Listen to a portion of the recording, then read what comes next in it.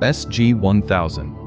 Sega entered the home console market in 1983 with the SG-1000, released on the very same day Nintendo launched the Famicom in Japan. At the time, Sega was already well known for its arcade games, and the SG-1000 was the company's attempt to bring that experience into people's homes. The console played games from cartridges and later supported a card format called My Card, giving players more ways to build their collection. Although it struggled against Nintendo and was sold mainly in Japan and a few other regions, the SG-1000 marked the beginning of Sega's journey as a console maker. It may not have been the company's biggest success, but it laid the foundation for every Sega home console that followed. SG-1002. Just 1 year later, Sega introduced the SG-1002. Rather than creating an entirely new console, the company focused on improving the original design. The controller holders were moved to the front, detachable controllers replaced the built-in ones, and the overall layout became much more practical for everyday use. Internally, the hardware was almost identical, meaning players could continue enjoying the same library of games without starting over. While the changes were fairly small, the SG-1002 showed that Sega was already looking for ways to refine its hardware instead of waiting for an entirely new generation. Sega Mark III. In 1985, Sega took a much bigger step forward with the Sega Mark III.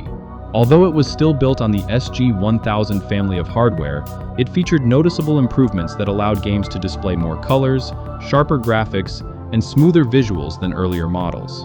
The console also introduced support for the Sega card format alongside traditional cartridges, giving developers more options for distributing games.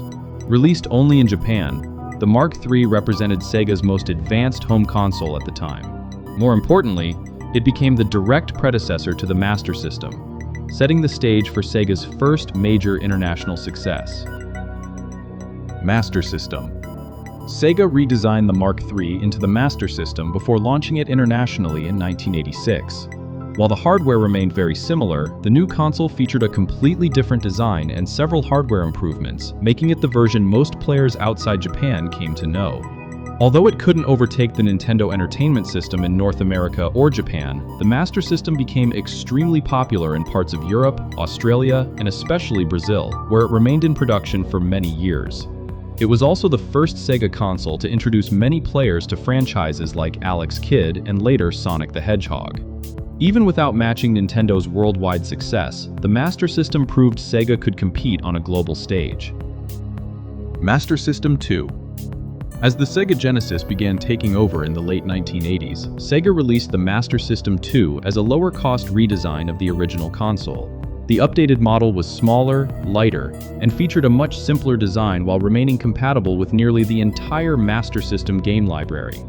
To reduce manufacturing costs, Sega removed a few features, including the card slot used for Sega cards, and many versions included Alex Kidd in Miracle World built directly into the console.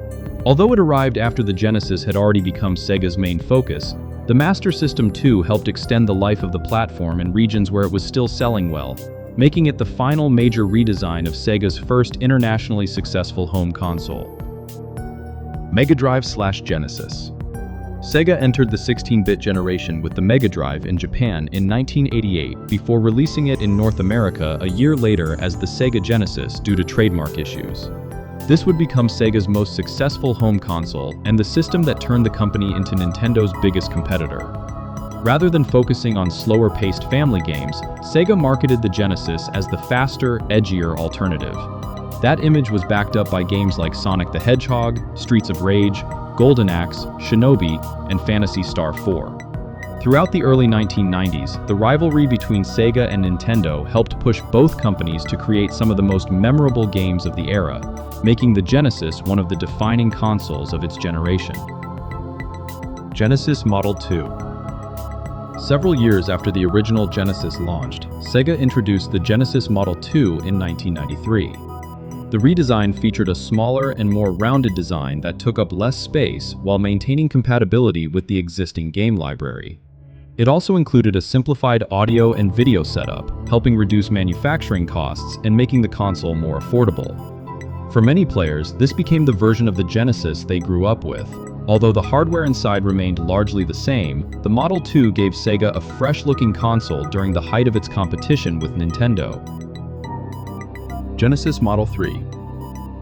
Near the end of the Genesis era, Sega licensed Majesco to produce one final redesign known as the Genesis Model 3. Released in 1998, it was even smaller and less expensive than previous models, making it an attractive option for players who wanted an affordable entry into Sega's library. To keep costs down, however, several features were removed, including compatibility with the Sega CD and support for a handful of Genesis games that relied on special hardware. Even with those limitations, the Model 3 extended the life of the Genesis and became the final version of Sega's most successful home console. Sega Saturn. The Sega Saturn launched in Japan in 1994 and was designed to compete in the growing world of 3D gaming. Unlike the Genesis, which had dominated with fast-paced arcade experiences, the Saturn focused on powerful hardware capable of handling both detailed 2D games and early 3D graphics. Unfortunately, a surprise early launch in North America caught many retailers and developers off guard, making it difficult for the console to build momentum. At the same time, Sony's PlayStation quickly captured the attention of gamers around the world. Even though the Saturn struggled commercially, it developed a loyal following thanks to games like Nights into Dreams, Panzer Dragoon, Virtua Fighter 2, and Sega Rally Championship. Today, it's remembered as one of Sega's most underrated consoles. Dreamcast. The Dreamcast marked Sega's final chapter as a home console manufacturer when it launched in Japan in 1998 and North America in 1999. It arrived with impressive graphics, built-in online capabilities, and a memory card called the VMU that included its own screen and minigames. Critics praised the console, and games like Sonic Adventure, Crazy Taxi, Jet Set Radio, Shenmue, and Soul Calibur showed just how much potential it had. Despite its strong launch, Sega faced heavy financial pressure and growing competition from Sony's PlayStation 2. In 2001, the company ended Dreamcast production and stepped away from the console business entirely. Although its time on the market was short, the Dreamcast left a lasting impact on gaming and remains one of the most beloved consoles Sega ever created.